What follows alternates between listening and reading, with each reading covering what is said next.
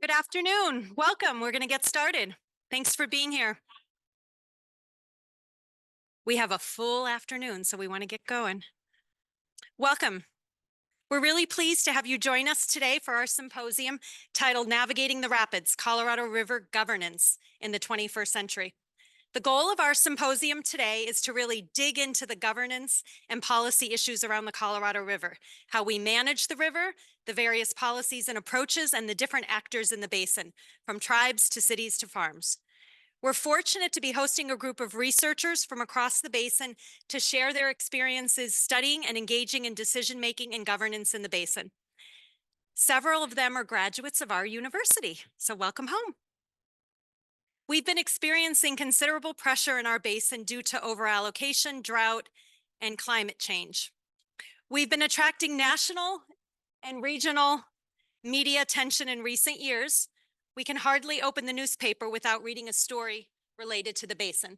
So these are just some headlines. They're really easy to find. You know, if you Google Colorado River and news, you know, if you haven't been following the news, they all pop up. So you can imagine in every kind of journalistic media that we have. Next. I'm Andrea Gerlak. I'm the director of the Udall Center for Studies in Public Policy and a professor in the School of Geography, Development, and Environment here at the University of Arizona.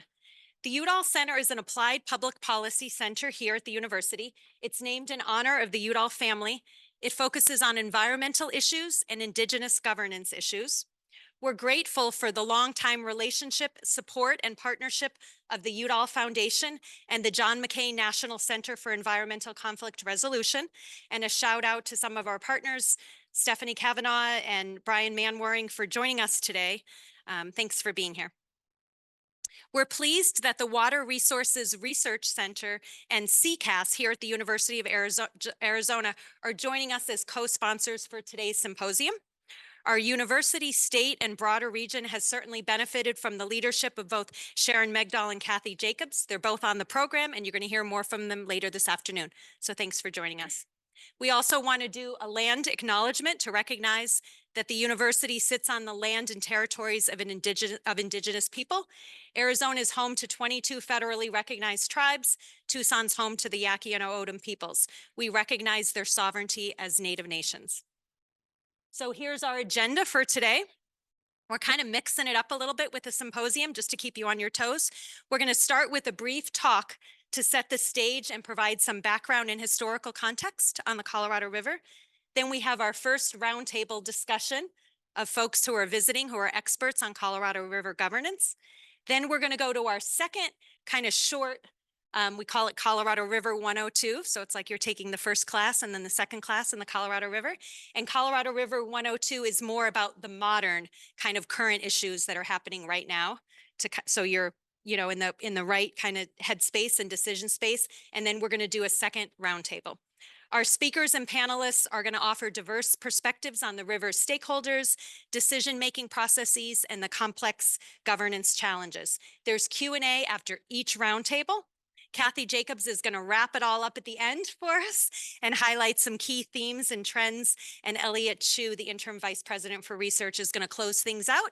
And at 6 o'clock, we have a reception outside. So we hope you can join us. I'd like to turn it over to Gina.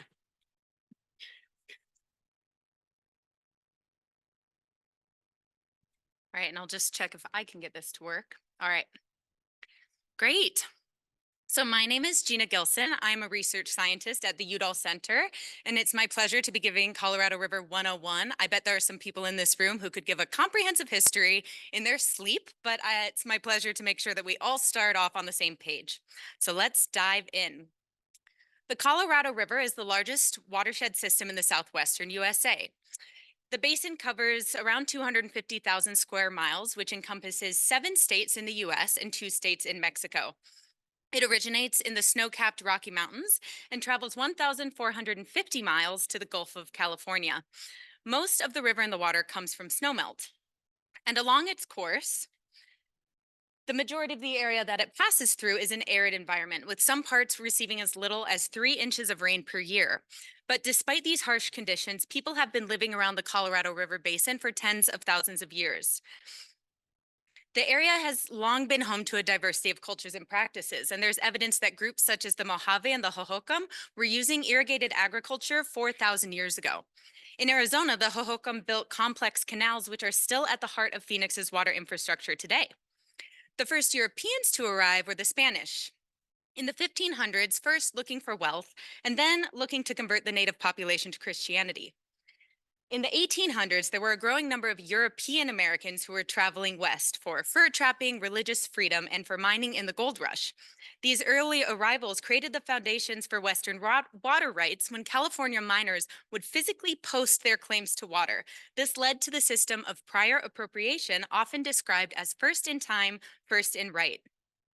Alongside this expansion, the US needed to know more about their Western lands. So they sent John Wesley Powell, pictured here, a one-armed geology professor who became the first white man to pass through the Grand Canyon. He concluded that the arid West was not suitable for agricultural development, except for about 2% of the lands that were located near water sources. He proposed state boundaries that were based on the watersheds to avoid disagreements between states. But people with vested interests in the basin rejected this conclusion. Instead, they adhered to the belief that rain follows the plow, and they decided to proceed with development anyways. The quote he said here came to be very prophetic. Gentlemen, you are piling up a heritage of conflict and litigation over water rights, for there is not sufficient water to supply the land. But despite Powell's warning, development of the Western USA proceeded. In the years that have followed, a series of legal documents collectively known as the Law of the River govern how much the different states receive. And some lawyers dedicate their careers to understanding the nuances of this law, but I'll give a whistle-stop tour of some of the important pieces. So in anticipation of development, the 1922 Colorado River Compact allocated fixed amounts and divided the basin into the upper and lower basin. Arizona contested this because under the priority system, they would always have junior rights to California, and this remained an issue. But eager to proceed with development, the 1928 Boulder Canyon Project Act authorized some big infrastructure development and set state-by-state entitlements for the lower basin. In 1944, Mexico was finally given an official allotment, and the upper basin states' amounts were determined in 1948. The construction of the Central Arizona Project, which brings water to us here in Tucson and to Phoenix, was authorized in 1968. All in all, the system was divided up and accounted for. Here's a pie chart that shows how much the different states receive. But it's worth noting that at the time these numbers were decided, they reflected a range of considerations and weren't necessarily based on scientific amounts of water that were available to each state. Dams are fundamental to making these plans work. The Hoover Dam created Lake Mead outside of Las Vegas, and the Glen Canyon Dam created Lake Powell in northern Arizona. Together, these are the two largest water storage impoundments in the nation. And balancing between Powell and Mead is essential in making sure everyone gets their allotted water. In addition, these are hydropower dams that generate electricity and are responsible for the percentage of some power for around 30 million of the residents in the area.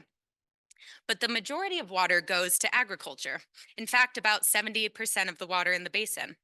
California's Imperial Irrigation District, for example, is well known because they are in a part of the world where the mild winters allow for year-round vegetable production. At the same time, urban populations have grown rapidly across the Western USA, and the Colorado River supports some of the region's largest metropolitan areas, including Las Vegas, pictured on the top, and Los Angeles, pictured on the bottom, but also Denver, San Diego, Salt Lake City, Albuquerque, Santa Fe, Phoenix, Tucson, and some others. As all of this infrastructure was developed, the goal was to use every last drop. But what about the environment? Since the days when Lake Powell and Mead began to fill in the 1960s to the 1980s, the rivers stopped regularly reaching the sea. The delta, which once supported immense biodiversity, is now less than 1% of the area that it used to be. There are a lot of hardworking people, including researchers and nonprofits, both in the US and Mexico, who've dedicated considerable resources to solving these problems. But at the end of the day, the division of Colorado River water has gone beyond what the river can naturally provide. This is referred to as a structural deficit, where the inflow of water is less than the outflow, with additional losses due to evaporation. Today, we know there's a structural deficit of 1.2 million acre feet, which means that we're using 1.2 million acre feet more than the river provides. In addition, we're facing a changing climate, with hotter temperatures and drier conditions making these problems worse. So with that, I would like to introduce our first set of panelists and invite up our facilitator, Gemma Smith. There we go. Hopefully everyone can hear me. Great. Okay, so thank you, Gina, for that amazing whistle-stop tour in a tight 8 minutes of about 4,000 years of history there. So that's incredible. So good evening, everyone. Thank you for joining us here this evening. We have got a fantastic group of panelists who are joining us from states all across the Colorado River Basin. My name is Gemma Smith. I'm an assistant professor here at the University of Arizona, and I'm joint between the School of Government and Public Policy and the Udall Center for Studies in Public Policy. So given that we have got a very tight 35 minutes for this panel, I'm actually going to let our panelists introduce themselves and a bit of their background. And they're going to be sharing their reflections on the stakeholders that exist throughout the basin and the diverse interests that they represent. So my first question for all of you is if you could each introduce yourselves, give the audience a little bit of background, and talk about how did you first come to study governance in the Colorado River Basin? And Tammy, let's start with you. I think this is on now. Great. Hi, everyone. My name is Tammy Albrecht. I'm an assistant professor at Colorado State University in the Department of Ecosystem Science and Sustainability. I actually have an interdisciplinary background, so came from hydrology and spent some time working abroad for an NGO where I became interested in transboundary water management and transboundary governance. And that experience really led me to follow that path of inquiry and pursue graduate education where I focused on transboundary water governance here at the University of Arizona, and realize that we're in a very interesting transboundary basin right here, and became intrigued by the questions that are relevant to the Colorado River Basin. So my focus was water governance, water security, and that's what I continue to work on at Colorado State. Okay, so Heather Tanana. So my name is Heather Tanana. I'm citizen of Navajo Nation, and I'm a visiting professor at University of California, Irvine School of Law. And I was born and grew up on the Navajo Reservation. My dad was a physician working for his people and for Indian Health Service. And about middle school, we shifted and moved outside the DC area where IHS's headquarters is, Indian Health Service. And stark difference in the environment. And it really wasn't until I moved where I was like, oh my gosh, I'm in a jungle. And I thought that about Maryland. It was so green, and just the wealth and the resources just really was the first time I think realized the inequities that we experienced, and that there was a reason why a lot of my relatives passed away much earlier than others. If you get have diabetes, and you end up having to go into dialysis eventually, like that's going to be a death sentence for a lot of people because they just can't travel to get the care. And so I really cared about community health, and following my dad's role or example as a role model, I wanted to do what I could do to lift up my Native community, to help ensure that everyone was able to have that same standard of life and be able to thrive in their homes. And as I got older, and especially being outside the DC area, I came to realize how interconnected conditions on reservations in Indian country is with the law, that the federal government, made these promises and treaties, has this trust responsibility, but hasn't lived up to it. And that has directly contributed to lack of infrastructure, the lack of piped water delivery into native homes, the few grocery stores, the poor road conditions, right? All of these challenges that Native people are dealing with. And so that's kind of what eventually led me to go to law school. I also have a public health degree from Hopkins and associate faculty with them as well in their Indigenous Health Center. But a lot of my work right now, it's focusing on those inequities and how can tribes assert their sovereignty to its fullest, fully exercise self-determination.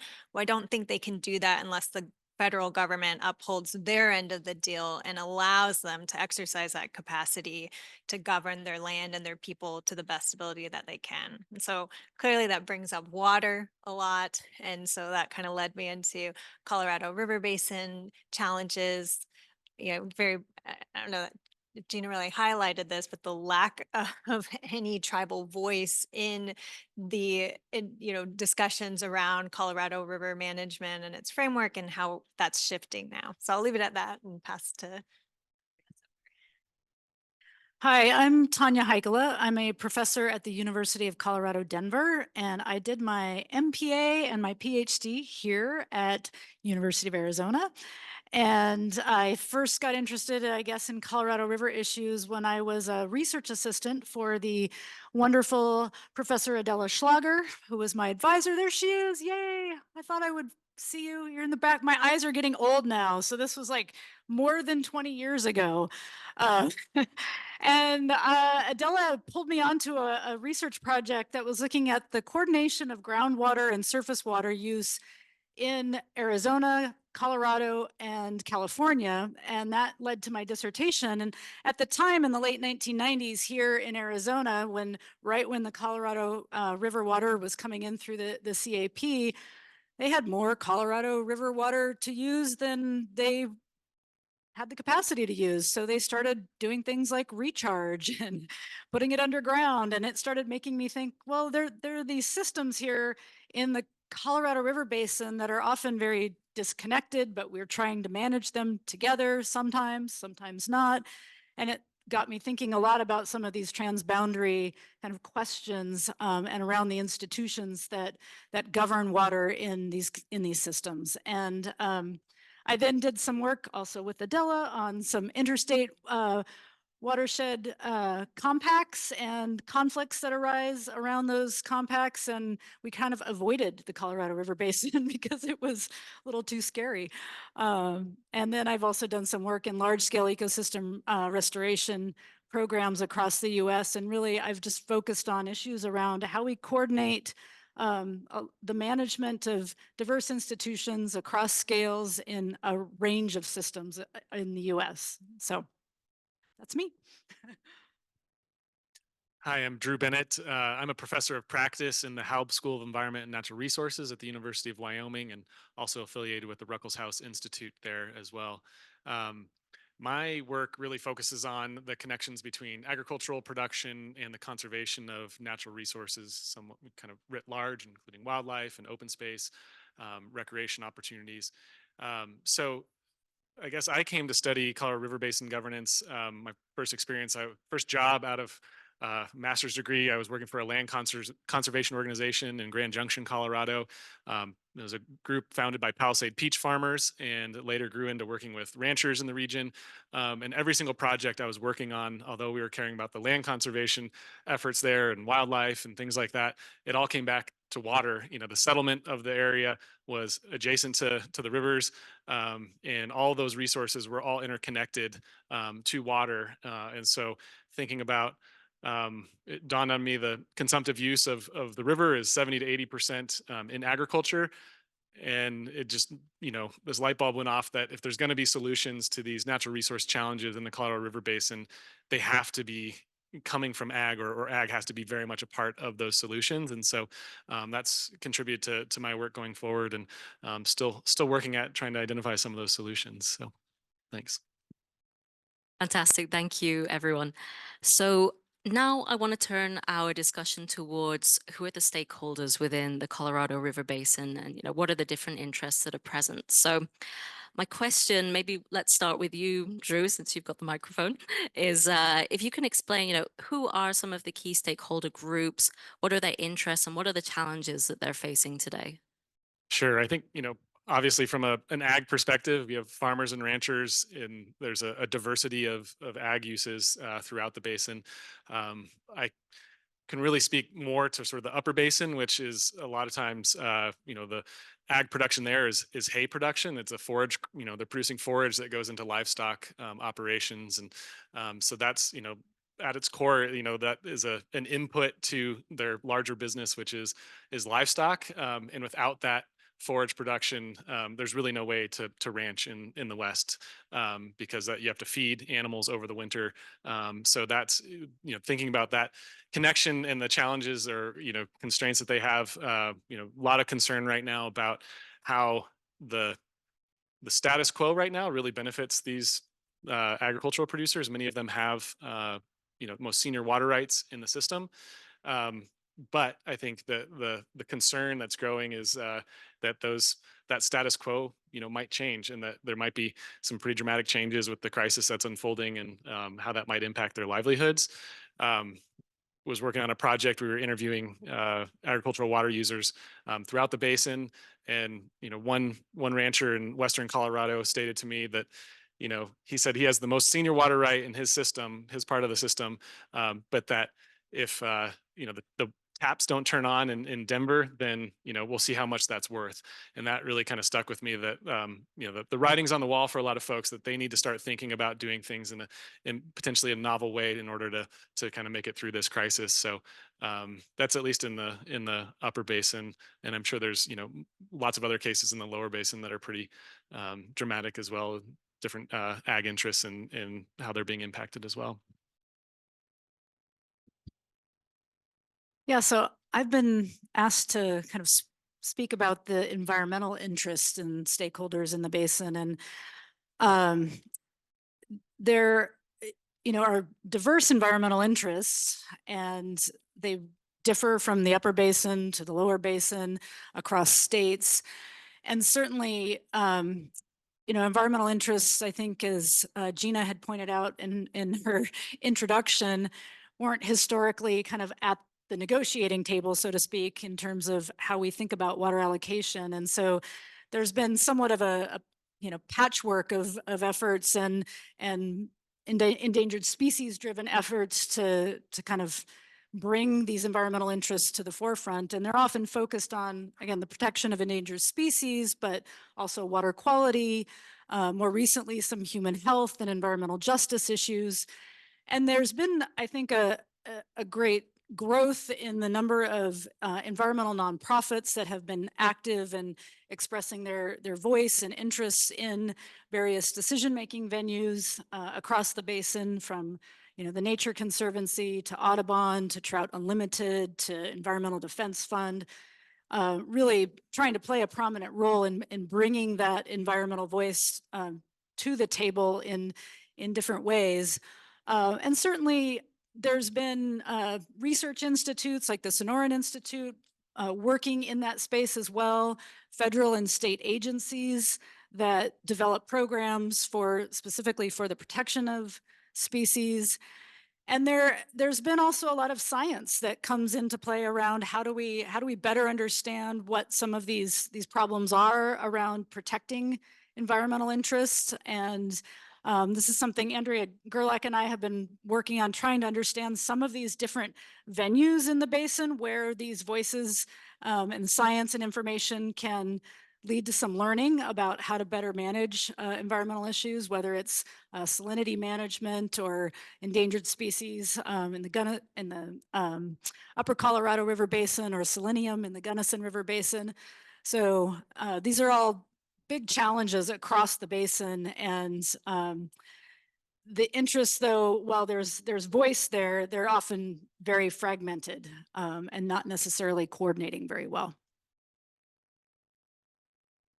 All right, we'll just continue down the line here. So turning back to tribal interests, right?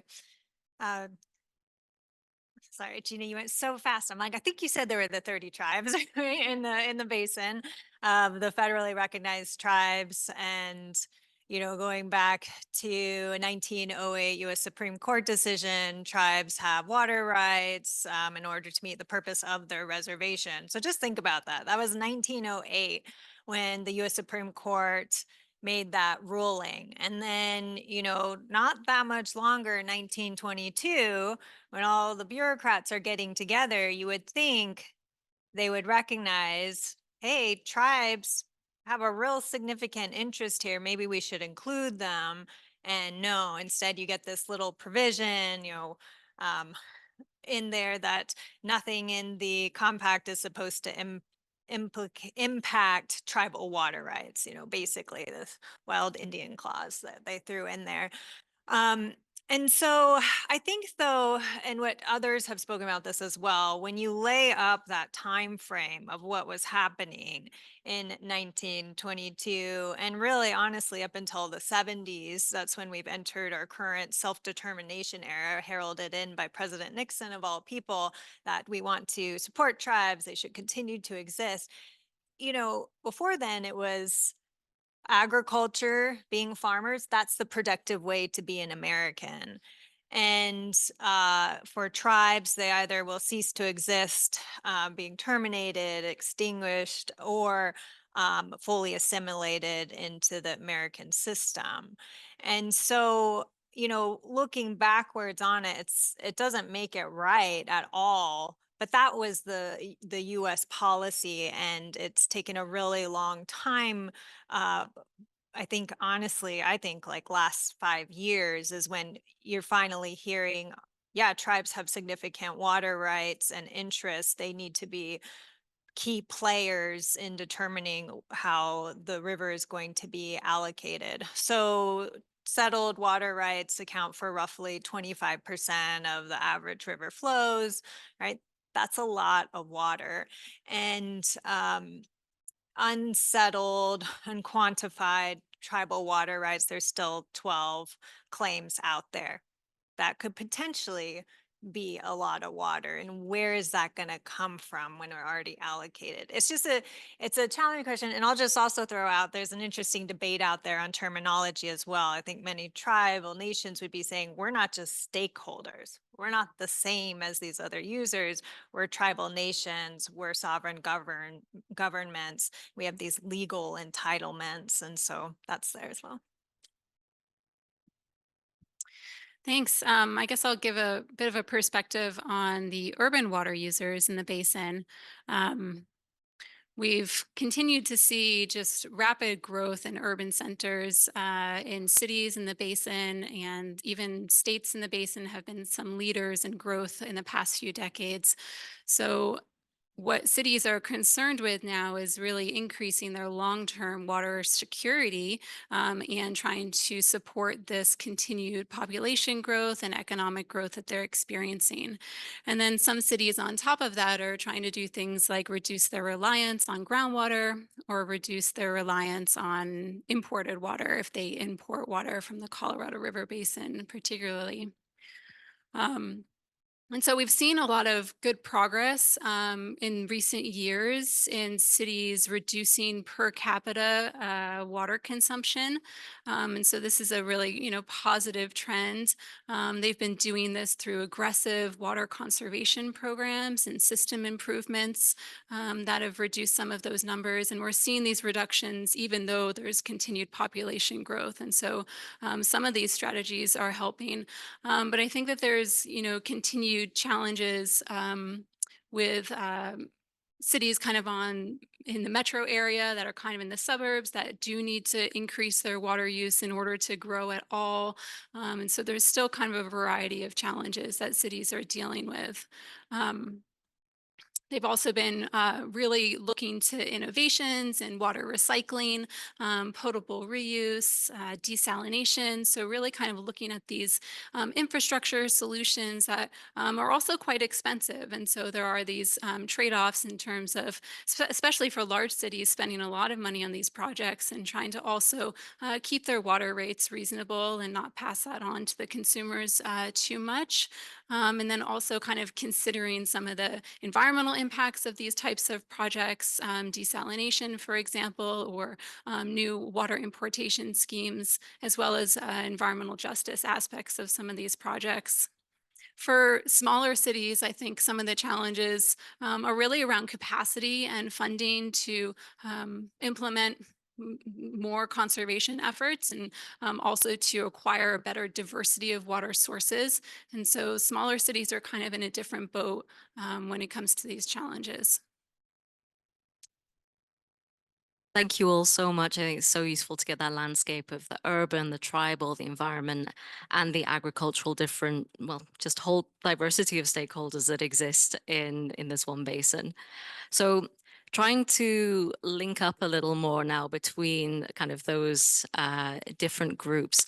I'm wondering if you could speak a little bit to the current areas of conflict and cooperation that exist between these different stakeholder buckets, and are you seeing any areas where there are particularly interesting synergies or opportunities for greater collaboration, or opportunities for greater conflict to break out in the future? And let's see, maybe let's mix up the order a little bit. Heather, would you like to lead us off? Okay, go. Um, yeah, I mean, and it just makes me laugh initially, right? Because there's not enough water, like, and so that's is the biggest challenge, right? All of these uses, we can't meet them all, and everybody who has a water right, we can't meet them all, and it's not going to get better, right? That's the big like, oh, sorry if that was a spoiler, but it's not going to get better.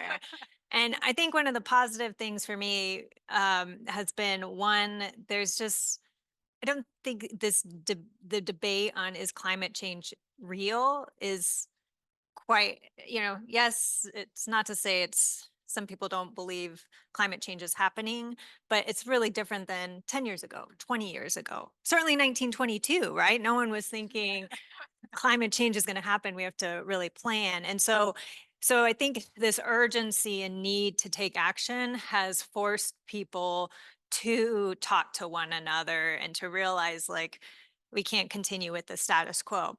The challenge there, I think, is that everybody's not on the same playing level to begin with and engage in those discussions. And with tribes in particular, right? You talk about putting the history in context of, and I mean everything, right? The removals, the genocides that have happened, the boarding school era of a lot of children being taken away and never returning home, right? I like to remind people, those were future hydrologists. Those were future leaders from the tribe, a huge loss of capacity, a full generation of people who didn't have have an education, the opportunities, and many tribal communities are still recovering from that.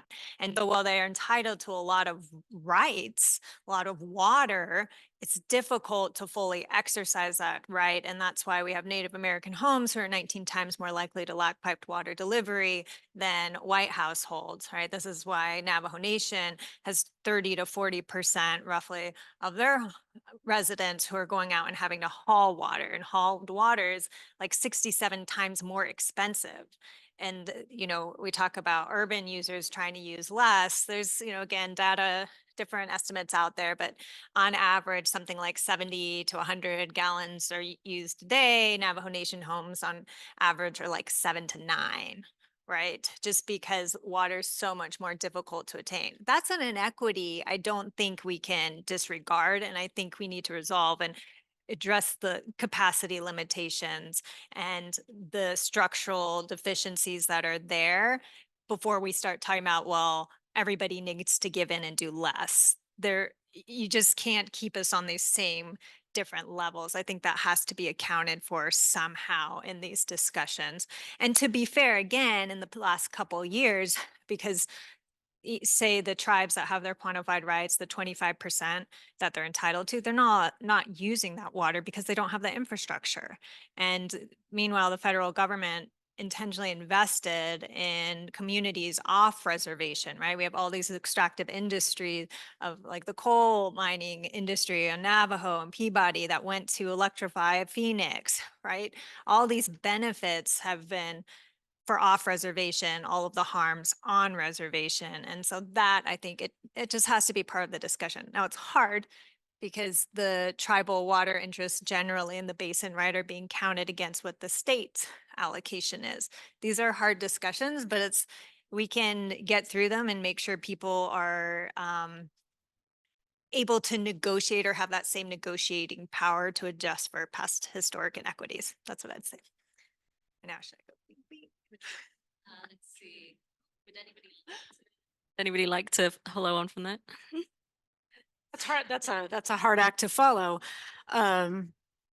Yeah, climate change is really going to be a pressure point for conflict, but I've been studying conflict for a long time in these types of systems, and conflict can also be a source of innovation, a source of learning, and it's how we manage that conflict that can be really important. And do we have the right kind of institutional infrastructure to deal with that and build some capacity around that that includes tribal voices, environmental voices, agriculture, urban voices, the diverse interests that really value and need this water for survival. And I think on the environmental interest side, climate change also adds a layer of complexity because there's a lot of uncertainty over what's going to happen with temperature, let's say, in water supplies, what's going to happen with increased salinity or increased toxins that are coming through the system, the concentration of those toxins, what is that going to do to fish? What is that going to do to other aquatic species? And do we have the information and knowledge to be able to model that out and understand and then think proactively about the types of solutions that we might need to address that when we, continue to deal with long-term drought or aridification in the basin. So I think that's going to be a big issue for the environmental interests. And then how they deal with that, they are going to have to work cooperatively with ag, with urban areas, to really think creatively around how we manage this system more holistically, and also with tribal interests. And I think that's where some of the innovations that we've seen from the environmental community has come more around, thinking about this connection between the environment and environmental justice issues. For example, in the Colorado Delta, when I think Gina showed the picture of the dry delta, and environmental interests have been very central in trying to push for the pulse flow program that started in 2014 to bring water back to the delta and to revive some of the delta ecosystem, and worked on binational agreements with Mexico to help make that happen, and then to bring that back again in 2017. But without enough water in the system, we can't continue to do that type of work. And there's other, work in the basin as well that environmental NGOs have been doing with tribes. Nature Conservancy has been working with the Apache Nation in New Mexico to try to work together to provide more in-stream flow for endangered fish recovery and species recovery. So I think there's creative things that can be done in the face of conflict, in the face of climate change and increasing pressure, but it's going to take a lot of concerted effort. So I definitely see the conflict that's most apparent within the ag community is with urban water uses. And so there's a lot of cases where municipalities like Denver have gone in and purchased, wholesale large ranches entirely for their water rights to divert them and move them to an urban use, and left those properties, pretty much unmanaged. And oftentimes the subsequent use of a lot of those those properties and ends up becoming kind of ex-urban residential development, sort of amenity homes and things like that. So that's a very, palpable conflict that I think is very much experienced in the ag community and or perceived that way. They're again thinking about this research project we were working on and interviewing ranchers and in the West or in the Basin.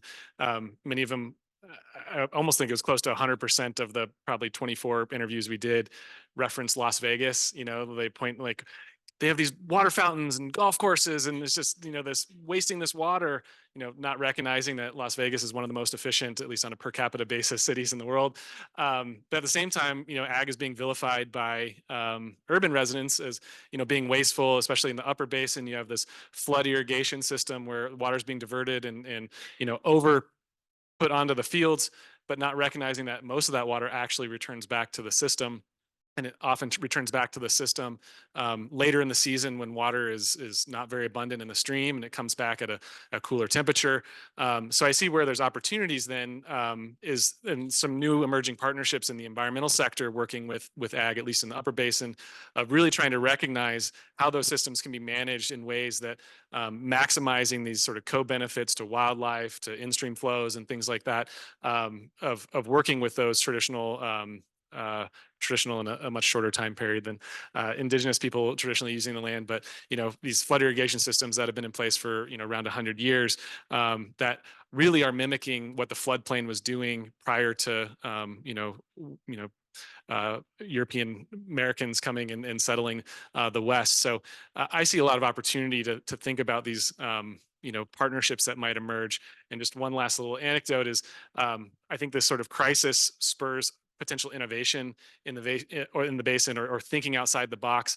And I've heard more about beavers and beaver mimicry coming from ranchers than 5 years ago. Beavers were the last thing that would have come out of their mouths, or if it was how to remove them and get rid of them. And now they're really seeing this as they won't use the word climate change often, but they will see that they recognize the long-term drought that's facing the basin, and seeing these natural processes have played a role in maintaining groundwater sources, in increasing forage capacity, and so recognizing trying to mimic some of these natural systems. So I think there's they have these crisis points or sometimes inflection points for new innovations and new thinking. So I'm excited about that. Great. I'll just kind of probably echo what Drew was saying about the potential and ongoing kind of tensions between urban and agricultural users. As cities are growing and kind of needing to acquire more water, we'll inevitably see more transfers from agriculture. And the question really is, how do we do that in a way that's fair and equitable and doesn't impact rural communities and farmer livelihoods inordinately. Also, I mean, really, there's intersections across all the sectors with kind of urban growth and kind of how that just drives water use increases and kind of impacts environmental and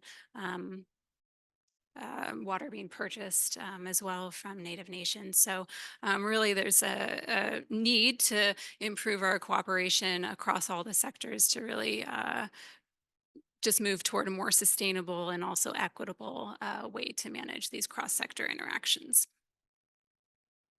Fantastic. Well, I think we could probably spend a couple, well, not even just a couple of days, probably an entire career talking about the different issues that have been brought up by all of you. So thank you for that. We've kept amazingly well to time, which is fantastic. You've made my life very easy, so thank you. So I think we'll now open it up to questions. We've got about 10 minutes, maybe even a tiny little bit longer, thanks to how efficient these guys have been. So if you have a question for our panelists, then if you can raise your hand, we've got Gina and Andrea with, who will be stealing my microphone. So they'll bring it to you.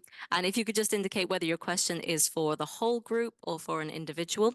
And so the floor is open. I see we've already got a hand over there. Thank you.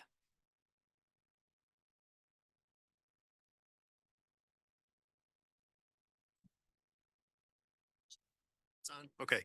Yeah, thank you for the opportunity to ask this question. I'm and we've commented on EISs from reclamation. And one of the interests that exists, and it is gaining strength, is that of the river itself and nature itself. And I was wondering if any of the panelists who would want to take this on would address that and why we're still looking at the river as something that, as was said at the beginning, albeit long ago, you can use it up to the last drop, but only at the peril of destroying biological diversity along the river.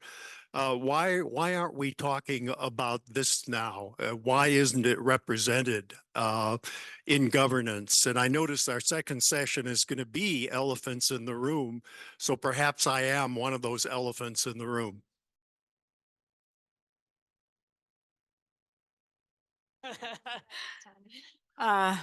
Big question. I would say powerful interests drive a lot of the discussions in governance. And environmental interests have not had the same kind of voice and level of power in those governance systems, unfortunately. And I encourage you to keep asking that question. I do think we've seen changes over time. So yes, since the 1920s, we've perhaps gotten better in how environmental interests and how the river itself is represented in the dialogue and in the broader conversations we're having as you know, states and communities around the Colorado River. And I know we have some water lawyers here in our group. Where's Rhett? Yeah, do you want to address this question? No. He's on the next panel, so save your question. And I'll just add on, you know, Tanya mentioned the work of nonprofits and tribal nations kind of coming together. And if you haven't read the Upper Colorado Basin tribe and conservation groups, they put together a shared vision for Colorado River management. And it sets out exactly what you're talking about, that we have to view the river as a living being and it needs that protection. And there's this interrelationship between community survival and health of communities and the health of the river and the ecosystems that depend on it. And so I do think the increased tribal involvement, recognition of tribal interests, most tribes view the river and the ecosystem as a relative and not a commodity to be used. And so that's a new way of speaking. We haven't seen it be enforceable yet, but at the same time, we do have the legal movements of a right to a healthy environment, of recognized legal personhood of these environmental beings. Again, have they been really enforced? Not yet, but maybe we'll get there because it's all very new. And so I don't know, I think it's interesting to at least follow and see.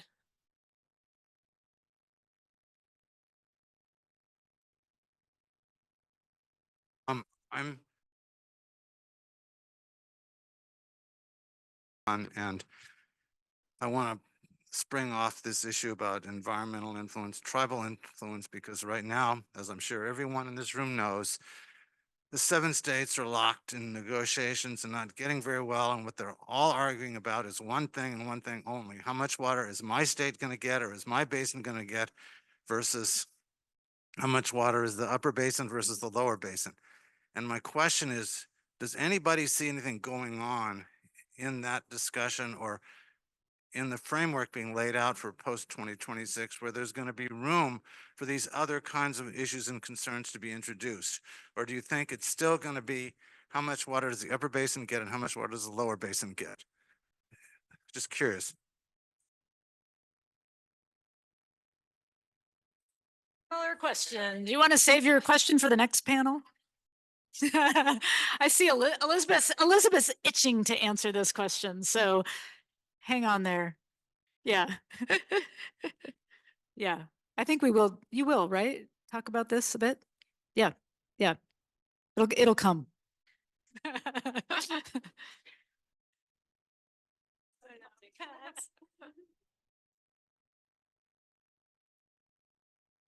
Thank you all so much for your time today.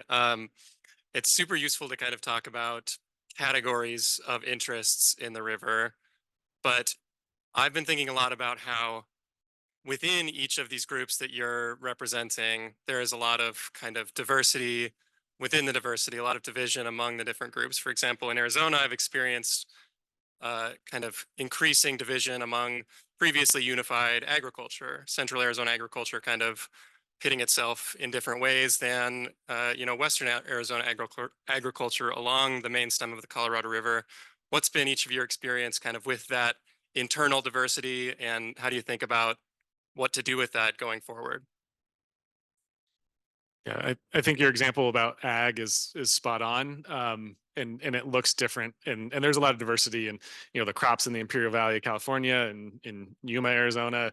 Looks entirely different than the systems I work in, more that are these headwater, high elevation mountain ecosystems. So there's a lot of diversity, and I do see that sort of fracturing of these maybe historic coalitions or stakeholder groups that are, because of the institutional structure that's there, Central Arizona Project being one of the most junior water rights in the system, that they're all of a sudden very much the odd ag member out, so to speak, relative to other users that are very senior in the system as far as their water rights go.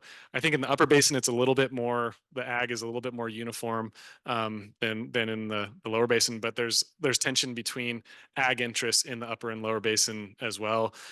So I definitely see that.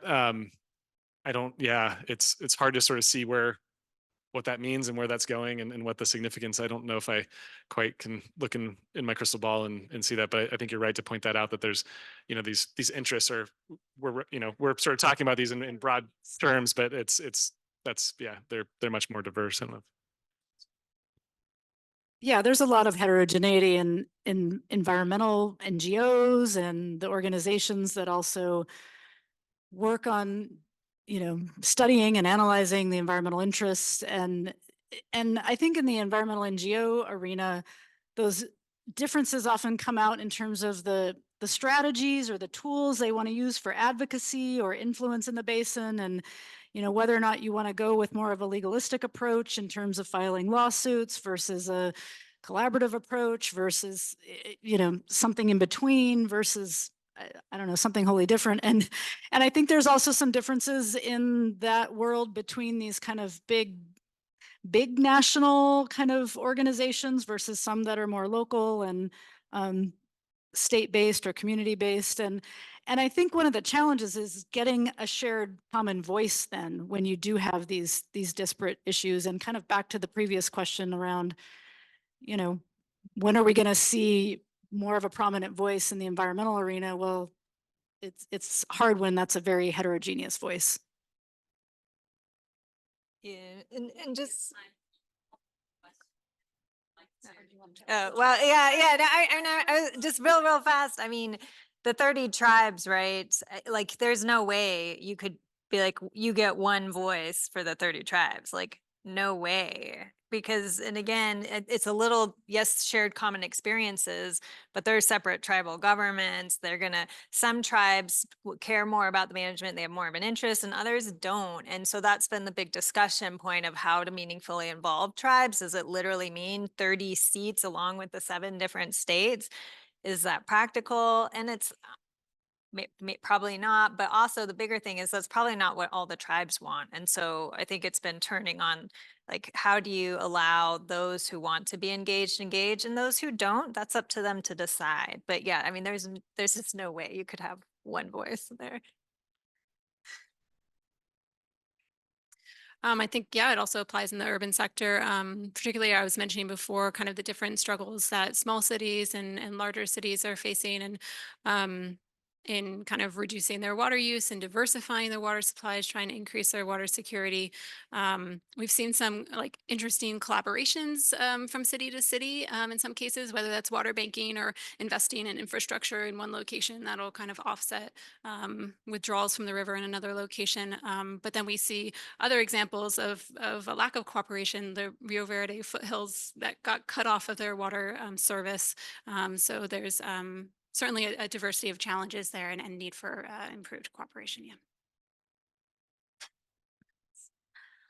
Okay, so that was amazing. We literally just got the stop sign, so perfect. And I hope we've addressed the questions in the room, and as it seems, we've got more lined up for the next panel as well.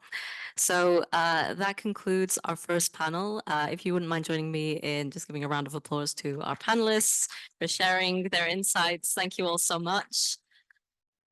Thank you. And I will hand over to Doug Kenny, who's going to give our next presentation, our Colorado 102. I'll trust that's on. It's great to be back in Tucson. I graduated here in 1993. I've been back a few times, but it's great to be back, especially in February. It's great to be back. So thanks for the invite. Gina covered about, 4,000 years of history, and I'm going to cover about a little over 2 decades.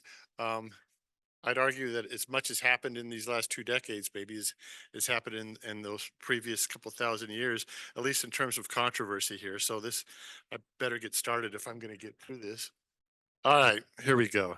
So this is a history since 2000, and a couple things happened around 2000 that are important to note. One is that over the preceding 60, 70 years, the demands on the system, the amount of water people were taking out, finally by the year 2000 got to a point where on each year, on average, we were taking out as much as Mother Nature provided. So there was no longer any slack in the system. The other thing that happened around 2000 is we started to see this downflow in river flows, in natural flows provided by nature. And this has continued. So far this century, a typical year flows are down about 17% compared to what they were a century ago. So it's a very noticeable trend. I've forgotten already which button to push, and that was not it. All right, so this is how you know something's going on a reservoir system like this, a river system like this, is you look at the reservoirs. And this is just a plot of the 2 big reservoirs, Lake Mead and Lake Powell. And Lake Mead is the orangish color, and Lake Powell comes on later in time here because it was built 30 years later. But the point is, they both were full. By the time you get to the 70s, these reservoirs are pretty much full. Things are going along fine. You get a little dip in the early 90s there, it looks like, a couple of dry years, but it recovers nicely. And so by the time you get to around 2000, this system, by most accounts, is looking pretty good. The reservoirs are full, but as I said, these other trends were going on, and then we got a couple really dry years, and things went south pretty quick. As you can see, from the year starting about year 2002 to about 2007, you have this really sharp drop in the amount of water that's stored in both of these reservoirs, and that hadn't happened before at that magnitude, at that speed, and that scared a lot of people. And people said, we're going to have to change the rules for management in this basin, or those reservoirs are going to go empty. And that would be pretty serious business. And so we got this set of rules called the interim guidelines. And I won't go through all the details here, but just a few things to talk you through. First of all, these are interim rules. So they started in 2007 and they go through 2026. And that's, in 2007, 2026 seemed a long way away. Well, it's not a long way away anymore. So those are coming up pretty quickly in terms of expiring. And there's some other rules that were layered on top of this. There was a drought contingency plan. There were some agreements with Mexico that were also enacted. And all those were put on this same timeline, and that they go through 2026, at which time the thought was we'd have our act figured out by 2026 and we'd have new rules to implement. But that's not really the case. But these rules pretty simple in their structure. Lake Powell's on the left here, Lake Mead's on the right. You look at how much water is in storage, and based on that, you put the reservoir, you classify it into different tiers based on how much water there is. And there's different rules for different tiers in terms of how much water is released based on the storage, with this very simple principle that as the reservoirs got lower and lower in terms of their capacity, you'd release less and less water. That would protect the reservoirs. And it worked for the most part. Let me go back to this. You can see once these went into place in about 2007, you got about 10 or 15 years there where the reservoir stayed relatively stable. They didn't get better, they didn't fill back up, but they didn't crash. And so it was, for the most part, it was a success. But until you got to the last couple recent years and you saw another one of these really sharp declines, in part because we had a couple really dry years. 2 years ago, 2022 was a really dry year in particular, and you see this crash. And so people started saying, we not only do we need new rules to start after 2026, but we need maybe some new rules to get us to 2026. And so that we started these two processes. Let me catch back up here. So we started these two environmental impact statement processes. This is how, major federal decisions are made, a very structured decision process. And the first process was to get us through 2026, and then the second process is what do we do after 2026. The first process, most of the drama in the papers over the last 2 years has been about this first process. How do we get through 2026? And there's been there was a proposal by California about how to do that. There was a proposal by the other 6 states about how to do that. All 7 states were not in agreement. Things were pretty controversial. And then it started snowing again. And we had a really good wet year last year. And we also got a lot of federal money appropriated to temporarily pay people to fallow land mostly in the lower basin. And that saved a lot of water very quickly. So based on saving water through those compensated fallowing and through some good wet snowfall, it looks like we're going to get through 2026 without a lot of drama. And so just a year ago, all the drama that you're reading in the papers was about this first process. That's mostly calmed down. So now the people are shifting their focus to this second process. And what are the new rules what are they going to look like after 2026? And it might be as simple as just coming up with new numbers to go on that, on that formula of the interim guidelines that I showed you. You could go back to that chart, just change the numbers in there. That might be what all the new rules look like. Most of us are hopeful that it will be more than that, because that really doesn't solve a lot, or doesn't solve all the problems in this basin. So we're in the middle here. We're into this development of alternatives phase. So the top middle there, that's where we're at. This is a process that'll take a few more years, and it's ongoing. And again, people have some people have high hopes that it will solve a lot of things. Others are more skeptical that it'll just do the bare minimum to get us through. But this is where I wanted to leave. I give them the stop sign. This is where I want to leave, and this is we'll set up the panel. Is this idea that even if you just come up with new numbers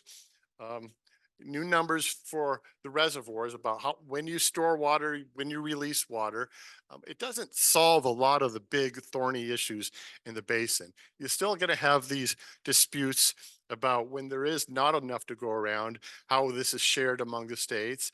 You still have these disputes that grow every year, and you've already heard about this, about how they're shared between the urban sector and the agricultural sector. You still have this problem of, we've gotten through the last couple years in part because of all this federal money that's been available to buy out farmers temporarily to fallow land. That's not going to last forever. So how do you save water if you don't have all these billions of dollars of federal money to spend? All this speaks to agriculture, the future of agriculture. This has already come up, and I'm sure it'll come up by the panel. The rules, we need rules that not only prevent the reservoirs from going empty, but it'd be nice to have rules that actually allow these reservoirs to refill again. A lot of people are skeptical that they'll ever refill again, but we're going to figure out a way to at least attempt that. What roles will Mexico play in this? What role will the tribes play in this? These things have come up already. How can the river be protected? You know, we already had a question about that. I've omitted the tribes in my remarks because that's the tradition in this basin, is to forget about the tribes. But I'm sorry, not the tribe. That's true as well. I've omitted the environment because that's the tradition. You know, it's the wrong tradition. So what are we going to do about protecting the environment? And then there's, being a person that lives upstream these days, there's this issue about how much water the states upstream have to deliver downstream. That's an issue that's not going away. So, you know, I'm hitting you fast and heavy with issues here, but there's a lot of issues that aren't going to get solved in the next couple of years, even if we successfully make it through these big decision processes that are ongoing. And I guess that's the short version that I should have started with. All right, now we have a great panel that will give you better, longer answers to all these things. All right, and if we could please give Doug a round of applause. Thank you for naming some of those thorny issues. So next up, we have Sharon Megdal, and I'll let you introduce yourself and the panelists. Okay, thank you. Yeah, we're rounding up the microphones here. So I'm going to sit down here. We've got 3 panelists this time. We're supposed to end at 6, and we have 10 minutes for Kathy Jacobs' wrap up. So I'm going to work backward from that. It's 5:10, so that means we have, what, about 40 minutes altogether? So you see the beautiful pictures of our panelists, Dustin Gerlak, Elizabeth Cobley, and Rhett Larson. And we're going to start out. I'm Sharon Megdal. I'm director of the Water Resources Research Center. I'm delighted to be a co-sponsor of this forum here. And I won't say much more than that. But I'd like to start with asking each of the panelists to introduce themselves and how they came to study basin governance. So we'll just go in the orders we're sitting. Thank you, Sharon. Testing. That works. It is really great to be here. I want to thank Andrea and Gina for organizing and welcoming us. And my name is Dustin Gerlak. I finished my PhD here in 2010. I can see a half a dozen people who either supervised or employed me or both. And I want to start with a big thanks for the mentorship and support. Wouldn't be here without that. In case you didn't tell, Andrea mentioned that these are visitors from the basin. I'm in the University of Waterloo, and unless there are new plans to import water from the Great Lakes, no longer part of the basin. I've been working on basin governance issues ever since I was assigned a project on the Governor's Water Management Commission in 2002 by Tanya Heikkila on the front row for my master's.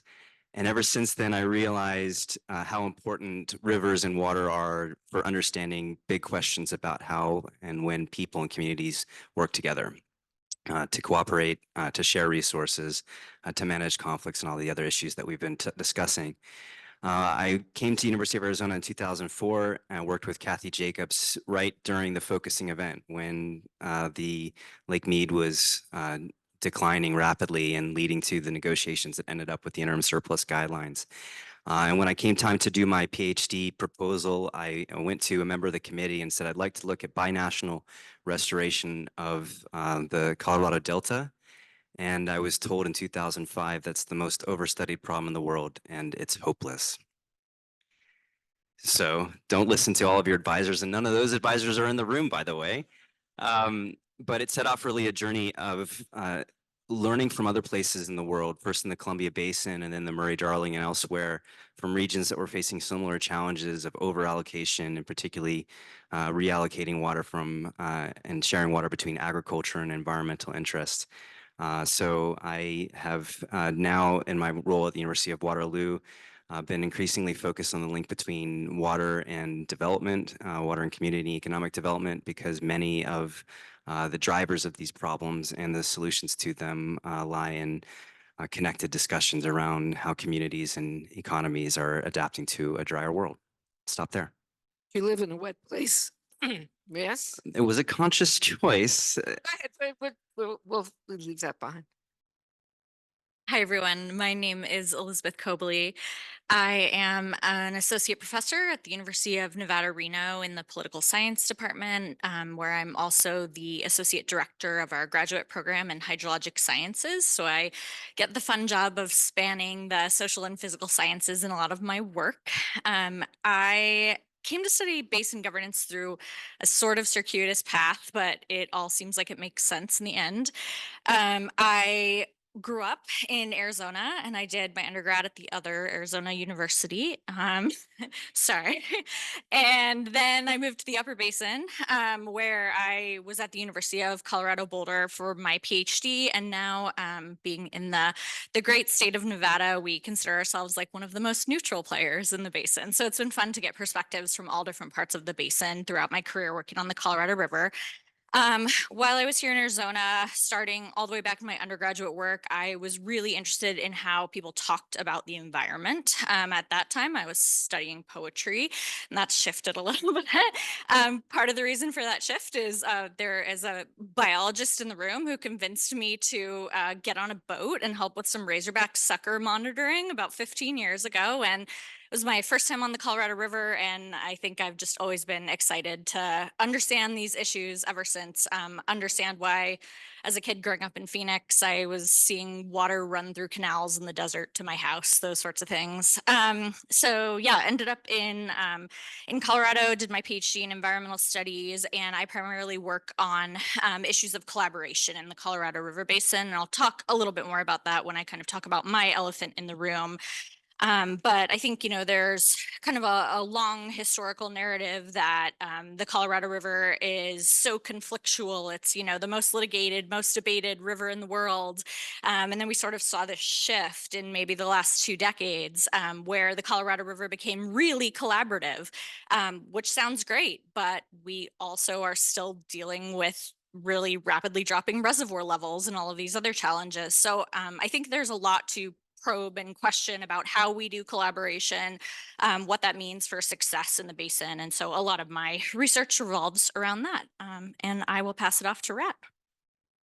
Thanks. I think that might be the exact same shirt I'm wearing right now. I promise I own more than one shirt.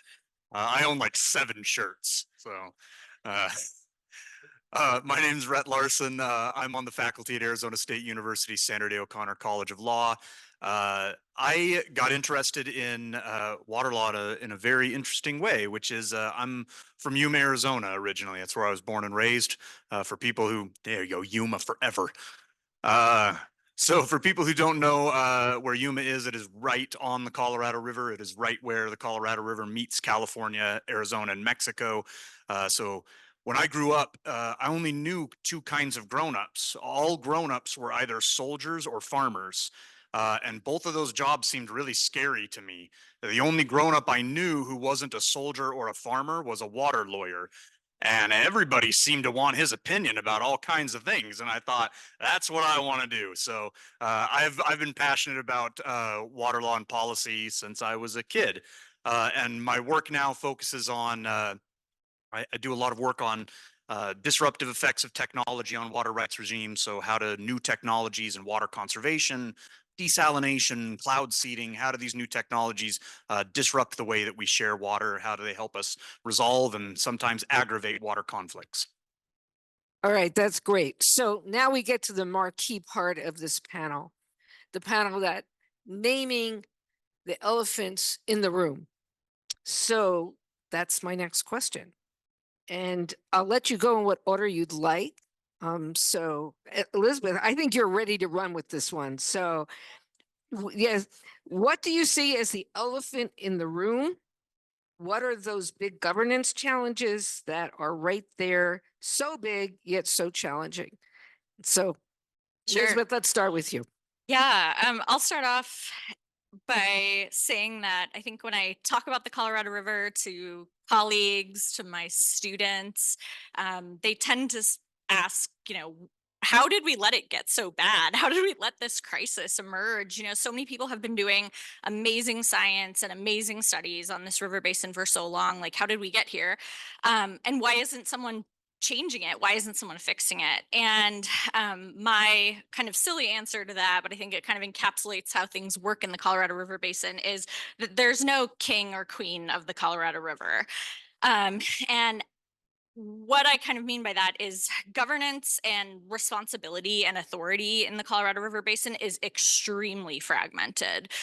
We heard a little bit when we heard about the law of the river earlier about how water is divided up among states. So states have control over certain parts of water supplies. They're connected through these interstate compacts. We have the US federal government that built our reservoirs and operates them and leads us through these rulemaking processes. We have interactions with tribal governments. We have interactions with Mexico. We have NGOs and all these informal actors working in the basin. And then we have water users and all these little layers in between of irrigation districts and things like that. So as kind of from the political science policy angle, we tend to call this kind of system a polycentric system. It just means that there's lots of centers of authority spread out throughout the system. And so I think the fact that we have a system that looks like this and we have such a big crisis and we can't all come together signals that our system is pretty fragmented. We have lots of examples of successful efforts that have helped solve small scale problems. So I think about Las Vegas and the amazing work they've done on water conservation and efficiency. We can translate some of those lessons by helping other cities kind of understand what they did, figuring out how to mimic those lessons, but those lessons only go as far as the urban sector. We heard that 80% of the water is in agriculture. Agriculture also tends to have the most senior water rights, which means they have the least risk to deal with, and they also have the least incentive to change in many cases because they are guaranteed their water. So that's just one example of fragmentation, how urban areas have totally different pressures because of our legal and our institutional structure than maybe the agricultural sector faces. And as a result of that, I think that we can talk about how we're evolving in our governance and give all these wonderful examples, but it helps kind of explain why we're still in a place where we face so many large scale, basin scale water sustainability challenges. So for me, one of the things that I'm interested in is how can we leverage collaborative processes to deal with some of this fragmentation. We use increasingly collaborative methods. And what I mean by that is we bring stakeholders from different sectors and different spaces and scales together in a room. We try to design processes to provide incentives for those stakeholders to reach consensus. And how can we use those to better sort of link different levels of the basin governance system and help reduce some of this fragmentation? And I think basin actors often kind of get a little nervous when we start talking about this because I think everyone's worried that someone's going to lose the power they currently have if we try to deal with this fragmentation problem. And there's conversations about things like having a river basin organization that might be able to, do things like bring stakeholders together or find, or hold dialogues about how to spend some of this massive amounts of federal money that are coming into the basin, those sorts of things that might kind of overlay our current governance system without taking away power that's been distributed at all these different levels. But, I think even with that, we're just constantly kind of running up against the historical legal institutions that have made Colorado River Basin governance how it has been over the last 100 years. So I think that's one of my biggest elephants in the room, and I can talk more about the 2026 process and how I think this fragmentation is playing out in response to in a little bit. But for now, I'll pass it over to Dustin, Brett. Oh, Dustin's going to go, but I want to know. Okay, so before you go though, Rhett, before you go, I'm not often a visual person. I tend to be more a words person and so forth, but I'm trying to visualize Elizabeth's elephant. So I see these polycentric circles and overlap, and I see them exploding out because of the fragmentation. So that's the image, Elizabeth, you created in my mind for what is that elephant? And if you make it in the shape of an elephant, all the better. So Rhett, want to hear your elephant in the room, and I'm going to try to, maybe you'll visualize it for me, which would be great, a lot there is a easier. positively ponderous plethora of plumped pachyderms. So, uh, so I will throw, How long were you waiting to have the I've got opportunity? that. Oh, I had that in the pocket there for a little bit. I was pretty excited about it. Uh, so I will throw out a couple of elephants. One is uncertainty. Uncertainty about changing climates. I'm a lawyer, so there's an enormous amount of legal uncertainty. We have general stream adjudications that remain unresolved. We have tribal water rights that remain unquantified or undecreed or unsettled. And so that uncertainty is a major elephant in the room. Another is cost. And I don't just mean money. I mean, every choice that we make will have trade-offs. It will cost us something. People ask me all the time, are we running out of water? And I tell people, we are not running out of water. We are running out of cheap water. We have lots of water. We can do a lot of great things in this basin, but we can't do every good thing. And we're going to have to give up some things in order to get other things. And that's just the way it's going to work. And the last thing I would say is trust, which is a trust towards both institutions and mutual trust amongst each other. We have a long history of conflict, but we also have a long history of collaboration. There's a reason that the places we first learned to live together are on the banks of desert rivers. Desert rivers are the great incubators of human cooperation. So we have to overcome a lot of the things that divide us, and a lot of those divisions, even that didn't used to be in water politics, are beginning to creep into our water politics. We have to resist that temptation. We have to use the river as a source of unification, not as a source of division. River basins are circles that unite us. They are not lines that divide us. My gamble was didn't pay off in the end. Thanks so much, Red. I mean, it builds really nicely on that, because I think that my elephant is that there are multiple elephants in the room, and this is, from all that we've heard so far, a new era of water reallocation, and water has been moving and is moving both within the prior appropriation system and outside of it. So it's moving at a pace and in a way that's hard to track, let alone possible to understand the impacts it's having at communities. So much of our discussion around these impacts have been focusing on the margin, losing one farm, losing individual interests.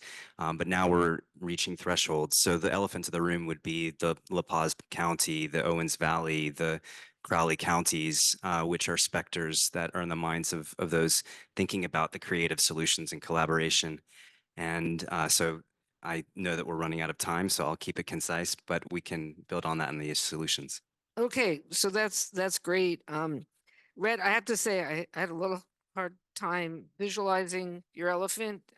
Maybe your alliteration will help me if you say it again, but not now. And Dustin, I like yours though, multiple elephants, because they could be all piled on top of each other. They could be connected to each other and so forth. So I had not had a problem with that. But I do think this whole concept of elephants in the room leads me to the next question, which is our third final question, is how best to address these, particularly in the post-2026 world. But you can also talk about to the where we are, but post 2026. Dustin, you want to go first? I should go first since I dodged the last time. The one thing that I would note here is that the era of reallocation and all of these kinds of impacts speak to the fact that addressing these water issues is increasingly going to be seen as community development. And I wanted to just share some experiences from the Murray-Darling Basin, because to some degree, like when I visited there on a Fulbright fellowship in 2010, I thought I'd be gone for a year and come back to the Colorado River and get involved in these issues. And I've never had a chance to come back. And so many times we can learn from failure and things that didn't work as much as we can learn from successes. And the Murray-Darling, when I was sitting as a student in panels like this and seeing people from Australia come around, this was the gold standard, this great success story.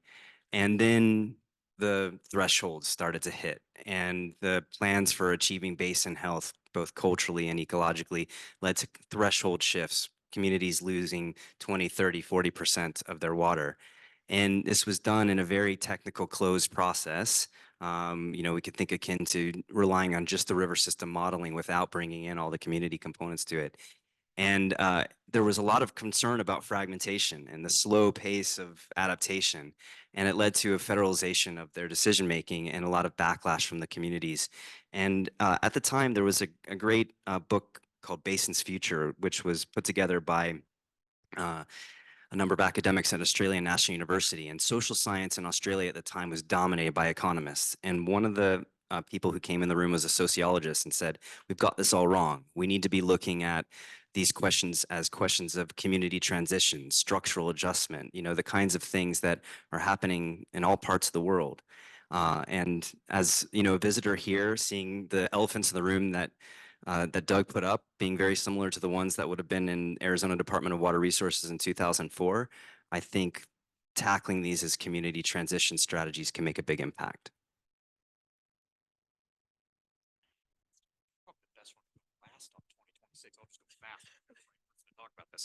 I'll just say on one of the elephants I mentioned, uncertainty, investing more in improved monitoring, modeling, and data. One thing we can do is, what if we, rural people just don't want to meter their wells? What if we told them, agree to put a smart meter on your well and report your pumping, and in exchange, record that deed covenant on your land. In exchange, you get a cut on your property tax. So people can voluntarily opt in with the right incentives so that we're getting better data on well location and pumping. And I also think we need to invest in resolving these water rights adjudications. Right now, we have one special master and one judge overseeing our general stream adjudications. I think we need to invest in institutional competency, a specialized judge dedicated only to water rights adjudications. And these water rights cases are going to continue to come before the United States Supreme Court. And of those 9 people, only one has ever lived west of the Mississippi River. So better investment in institutional competency to help us resolve water right conflicts. Yeah, and one thing, if I may just interject here, when people said how, kind of a little bit about their background, Rhett, you didn't talk about that time you spent in the UK and you did a degree there. And I think maybe you want to say just a word about that, because I think people might say, oh, a lawyer talking about approved monitoring and data, but you have a multidisciplinary background too. I do. I have a master's in water science policy and management, but you're a water lawyer for long enough, you pick up a whole bunch of things. Oh, that's true. But you actually studied it in an academic way. Anyway, Elizabeth. I think both of my co-panelists set up what I was going to say really well. I think one of the things we can do to address some of these issues in the post-2026 world is think about intentionally designing our institutions to foster coordination. We have talked about designing the Colorado River system for so long, and that usually just means engineering. It usually means, how do we design dams and reservoirs and those sorts of things. We are just starting to talk about, how do we design the right governance institutions for the basin. I think governance has really been an afterthought for much of the development of the Colorado River history, the law of the river, all of that. I think we also need to do this with the current hydrologic context in mind. So coordinating, our governance and decision-making across scales, but also coordinating things like science across scales.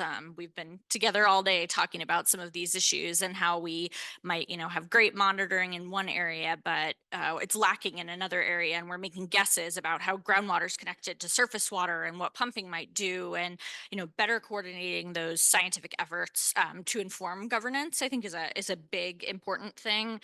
I think we also certainly need to address the historical marginalization of tribes in the basin. This to me links to uncertainty. States know less about how much water they will receive in the future because of these unsettled tribal water rights claims. For me, it's kind of a no-brainer to let's work together to find a way to solve them, to create certainty. I talk to water managers all the time, and they very frequently tell me that they would rather manage for something that they know is coming than manage for something unknown. And I think, addressing tribal rights in the basin is just one of those issues. Addressing addressing water access, tribal sovereignty. All of those are important issues. One thing I wanted to say about kind of the post 2026 world is Doug said that we had the interim guidelines in 2007 that expire in 2026. We don't have new guidelines right now. Our interim guidelines expire, our agreement with Mexico expires. All of the little policies we've done to sort of close the gaps in the meantime, including the current EIS that's in that is being assessed by the Bureau of Reclamation right now, all of those things expire in 2026. And that makes me really nervous. I think we've had to spend a lot of time putting out fires, so to say, these short-term challenges, and we've had a lot less capacity to work on the long-term challenges in the basin. So thinking through these guidelines carefully, and some of the things, this might get to question a little bit, but some of the places that I see for, potential pathways for collaboration are things like changing our triggers for management action. So Doug showed all those reservoir levels that we do different things at under the 2007 guidelines. That sort of ignores how much water is actually in the system or coming into the system in any given year. Reservoir levels are pretty slow to respond. In contrast to something like upper basin stream flow or things that we might be able to make better decisions on. Some people talk about forecasts and doing forecasts on kind of a more rapid schedule. Those are some of the things that I think might be places we can change to deal with some of these problems. We talked a little bit about compact curtailment. I think this was Doug's last question on his slide. What if the upper basin can't deliver enough water to the lower basin? Why not relax that? And the lower basin can get something in exchange for not putting as much pressure on the upper basin to meet that compact delivery obligation. If we could relax that a little bit, that might help the upper basin feel more comfortable buying into some of the negotiations that are going on right now. So I think there are kind of all of these little levers we can pull in these negotiations, but lots of people have already said this. It's all about those trade-offs. It's all about, sitting down, understanding that these are real. All of these decisions have real impacts on everyone in the basin, and understanding what those impacts are, why they're important to people, and where people might be able to budge and give something to save the whole system. I think is really the best way we can go forward in the 2026 negotiations. Well, great, thank you. And we're like doing perfectly on time. So we have up to 15 minutes for questions. And so Andrea, you're this mic, so you don't have to listen to me anymore. Thank you. Do you have any questions? Modern era governance, post 2026. Yes. Can you introduce yourself? Say who you are. This is a question principally for Doug, because I know he's thought about this, and perhaps for the panelists as well, to address what I see as a massive irony in that these new rules are going to come about as a consequence of the National Environmental Policy Act and as a consequence of an environmental impact statement, yet they don't seem to have anything to do with the environment. I'll just simply say that you are correct, as usual. The law kicks in, and the National Environmental Policy Act kicks in and requiring an environmental impact statement when a decision needs to be made that it's what's the language? An important federal nexus, important federal decision. Help me out here. And this is certainly an important federal decision. We're talking about releases from large federal water facilities on an interstate river. It's clearly the feds should be involved, but yet I agree with you. I don't know why people aren't talking about the river. It hasn't made it to the ocean reliable in 30 plus years. And that people just take that as the baseline and a given. And it bothers me, but it doesn't bother enough people.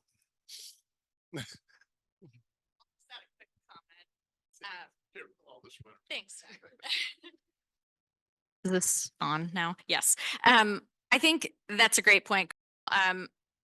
I'm not sure that the EIS process as it works is really going to be that functional into the future, and I'll keep this short, but I think that EISs were designed in a time where we had something bad that we were doing to the environment and we needed to mitigate it. And that was the whole purpose of the EIS. Now we are making trade-offs, decisions that have both pros and cons. And I think about this, maybe one of kind of the most popular examples is something like building out solar energy. It has negative impacts on land, but it has positive impacts on helping us reduce carbon over time. And our EIS process is not at all set up to deal with kind of those trade-offs. And so I think in a big way, that's why we're not actually considering like environmental improvement and resilience and restoration.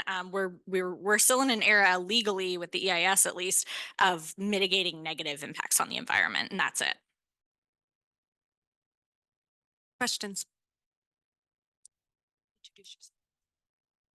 Hi, I'm interested in arcology, which is a architectural design developed by Paulo Soleri, who has a model. It didn't really work very well in outside of Phoenix.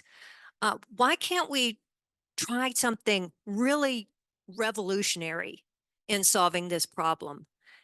Bringing agriculture and the city together in a eco-city design, and do it on Arizona state land.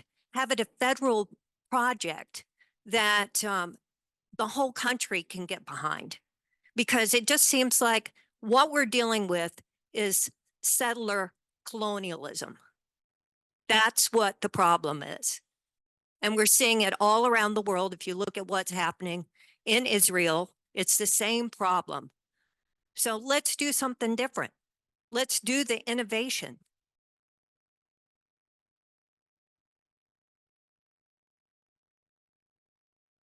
Yeah. Do you want to say? Oh, yeah, my name is, I have a pen name, which I've written a essay on this idea of arcology, the Colorado River, and really a new generational shift in the way that we live.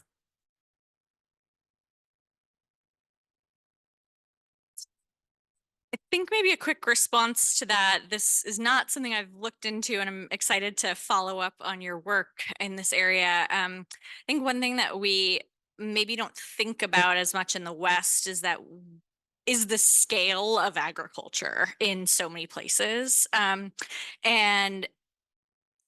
while I think we are doing some creative things, you know, we've updated irrigation methods. We're talking about drought resistant crops. We're talking about water sharing between cities and agriculture.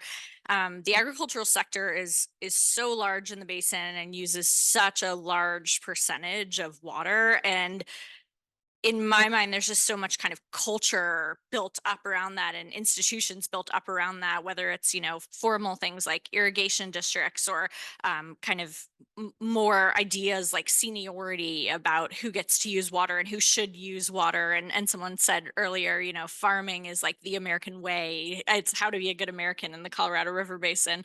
I think a lot of that stuff prevents us from thinking bigger.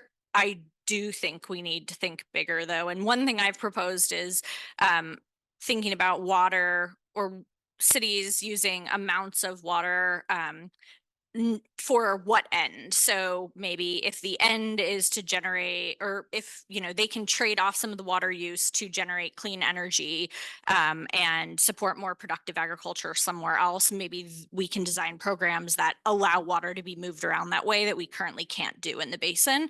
I think, you know, there's a lot more room for those big ideas and we need to be thinking that way. You have another question back here? Thank you. I'm just going to stand up because I'm short. So my name is, I'm a PhD student here at the University of Arizona in American Indian Studies. So I heard from you about how the voices of Native American communities are being involved in these contingency plans that we have for the region. So can you talk to what extent that is happening in reality, in practice? Because sometimes we see a dichotomy, a difference between what is said in paper and what happens in reality. Thank you.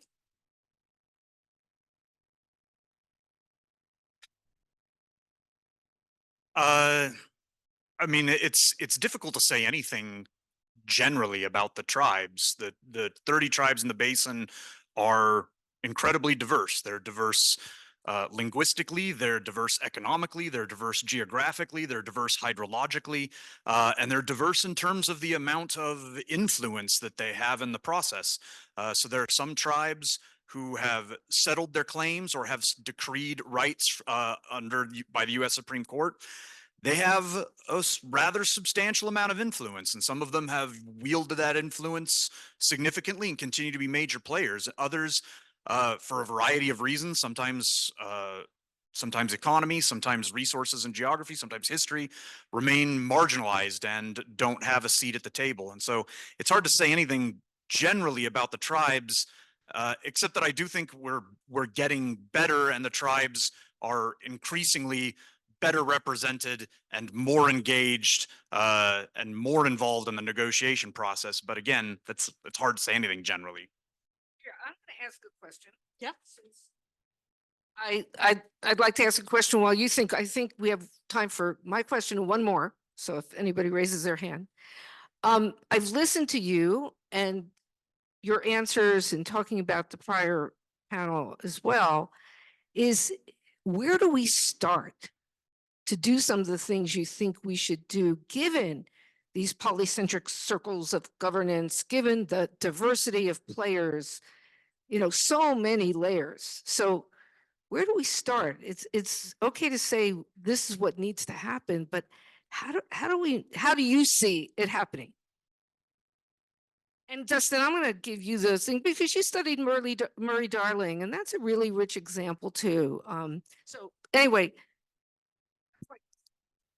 Okay, well, I am going to just riff off that. In the Murray-Darling Basin, I mean, we had some work come out last month, where really important focus was starting with cultural water and addressing the legacy of aqua nullius and the expropriation or the fail to recognize any claims and uses for Aboriginal peoples in Australia. So I think that this discussion that's just been happening around the authenticity and the durability, the kind of impact of engagement with rights holders and tribal nations is a really important one.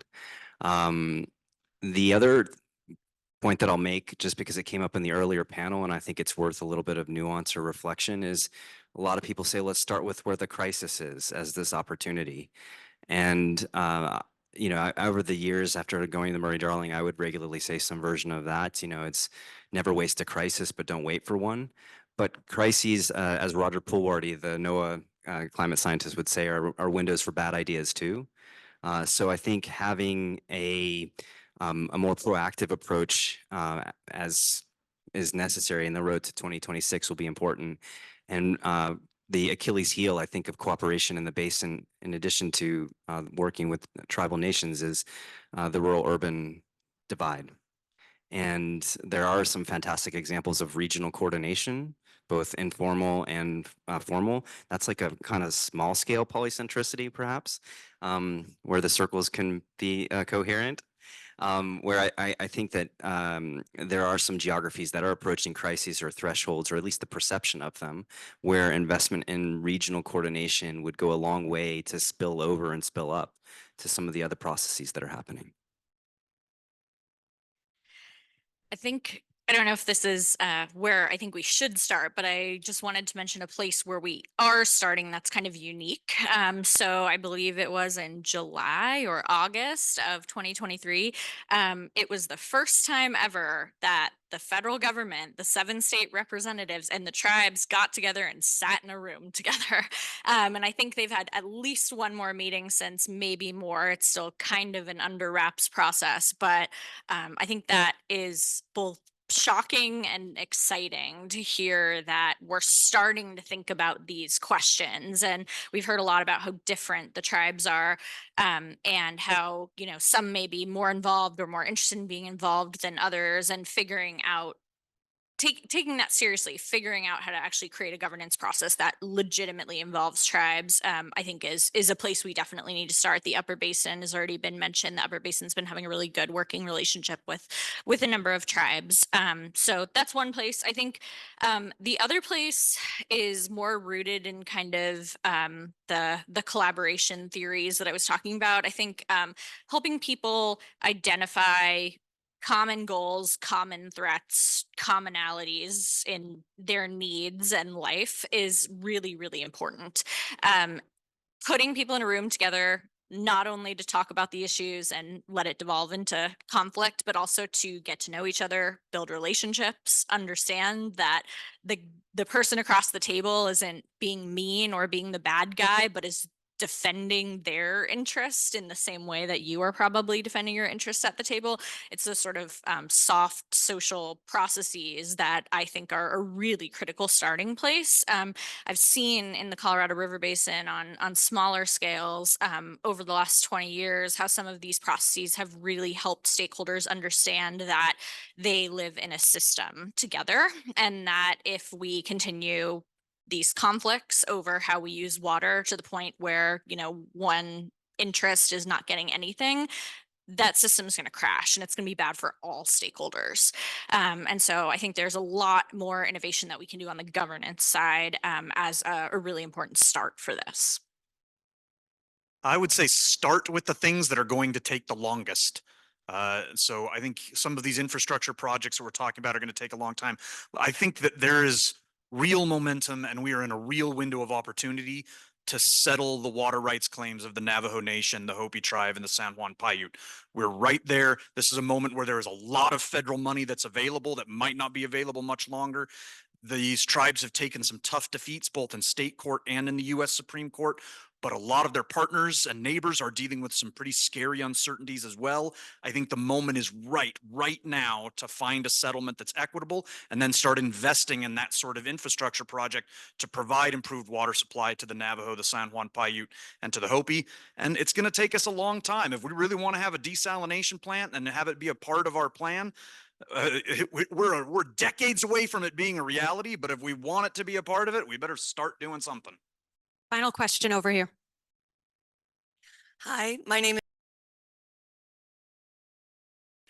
I've been thinking a lot about timelines and the duration of the interim guidelines that we've discussed today. Coming up on the expiration of those, do you guys think that we're going to be able to address all of the elephants that we've discussed in a plan for the future?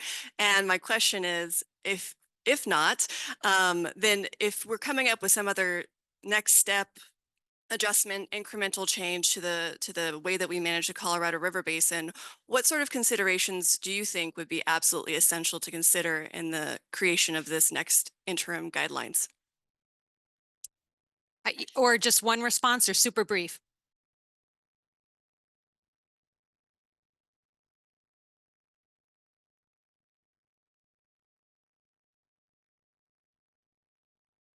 I think that we're definitely not going to address all the elephants in the room. I think we got through the first phase of the EIS, and Bureau of Reclamation has released a summary report of the scoping comments that different stakeholders submitted.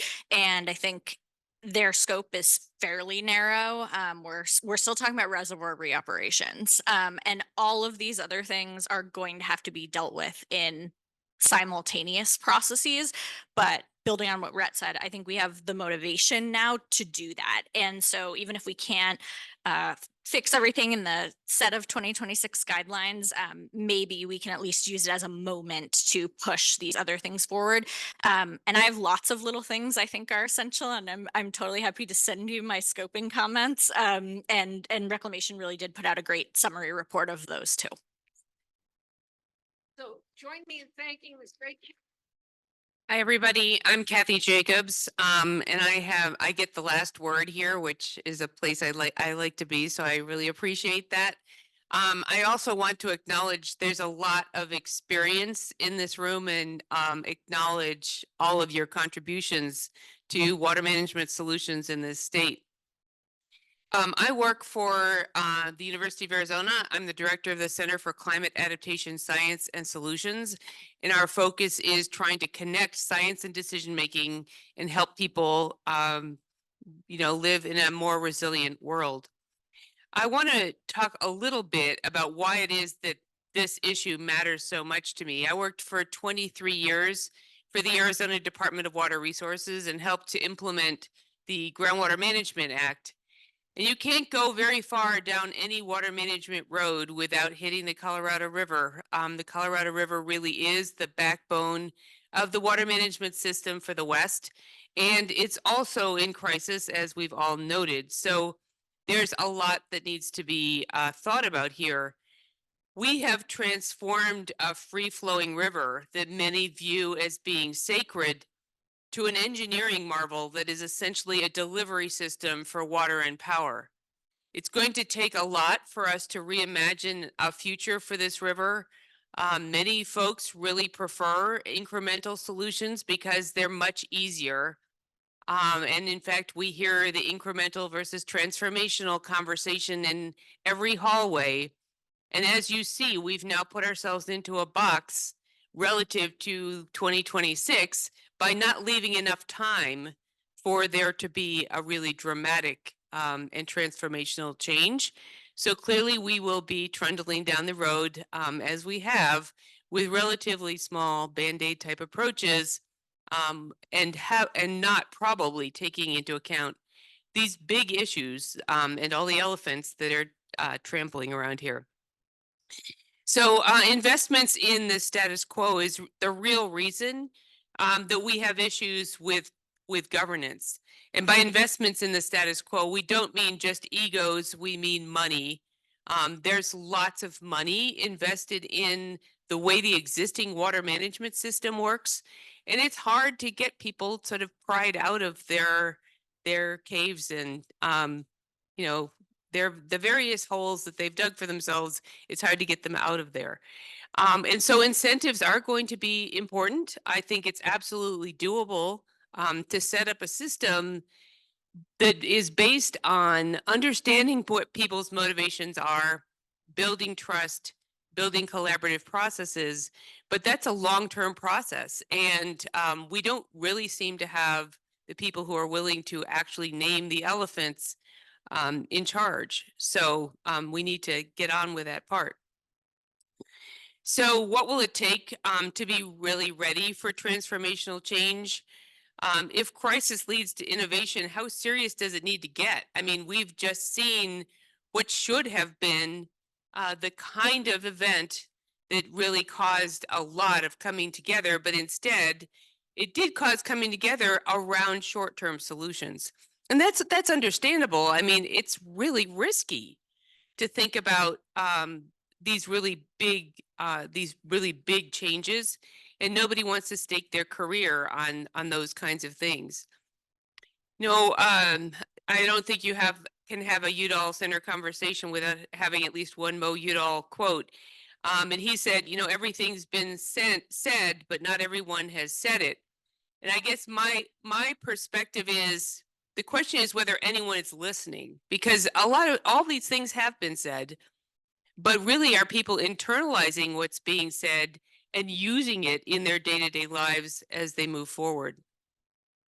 I've seen a lot about two-eyed seeing recently, which is really thinking about things from a tribal perspective as well as from a Western perspective.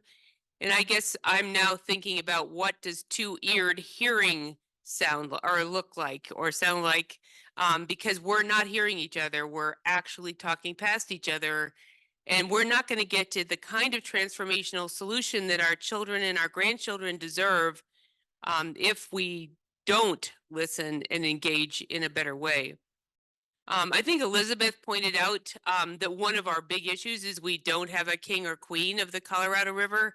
And that is a problem that's been pointed out many times. If we had a single authority, as opposed to shared governance across the river, along with federal various authorities, it would be easier to have a basin authority that had, you know, a decision-making process and clarified way of making long-term plans and ways to implement it and resources. But until that happens, I think it will continue to be the states just doing the best they can, hopefully including the tribes in meaningful ways in the future, and hopefully making some kind of room for the environment as they do that. We heard a lot about uncertainty being a limit to what it is that we can accomplish here. And that's always been used as, you know, an excuse. Well, we don't know what's going to happen with climate change. We don't know what's going to happen with the economy. But in fact, we need to move beyond that and think more about the fact that the 2026 is an opportunity, but we're going to have to focus beyond 2026 now because we don't have enough time to get something really transformational there. That is really my elephant, is that we really don't have the time to do the kind of work that we need to do between now and 2026, just given all the deadlines. There are opportunities, and they include the fact that cultural water and looking at, you know, the spirituality of the river, the culture of the West, and collaboration around culture, I think, and preserving culture and the environment. I think we can actually build a different system if we agree on some values that we really care about. I agree about investments in regional collaboration processes being a path forward. And I have a really specific suggestion about a transformational future, which is essentially establishing a different allocation process that would transition over time from the existing one so nobody falls off a cliff. There's a long-term transition with lots of notice and lots of incentives to go to a place where there is a base flow that protects hydropower and protects the environment. And then all of the rest, or most of the rest of the water, it goes into a pool that is proportionally allocated across all the states. This idea is elicited more fully illustrated in the Compact at the Crossroads book. My co-author is Eric Kuhn. Anyway, I think we all have lots of challenges ahead of us, and I thank very much the organizers for letting me stand up here and pontificate. I don't know if there's time to answer questions. No, there is not time. Thank you very much, and we'll see you at the bar. Okay, all right. Hello, everyone. My name is Elliot Chu. I am the Interim Senior Vice President for Research and Innovation here at the University of Arizona. I was originally slated to lead this off, so to welcome you, but now I just stand between you and the refreshments. So this is, first of all, I'd like to thank the Udall Center for bringing this conversation together.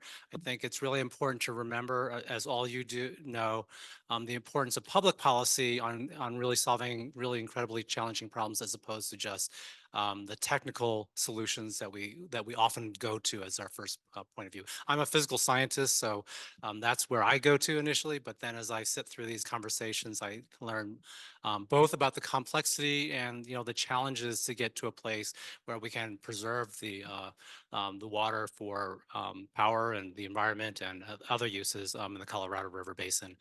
I'm a citizen of this area, so to me, this is a very important conversation. And as people mentioned, children and grandchildren will also grow up in this area. And so the conversations are extremely important. I did learn a new term today, and it wasn't the plump pachyderms. Polycentric was new to me, so I learned that a little bit.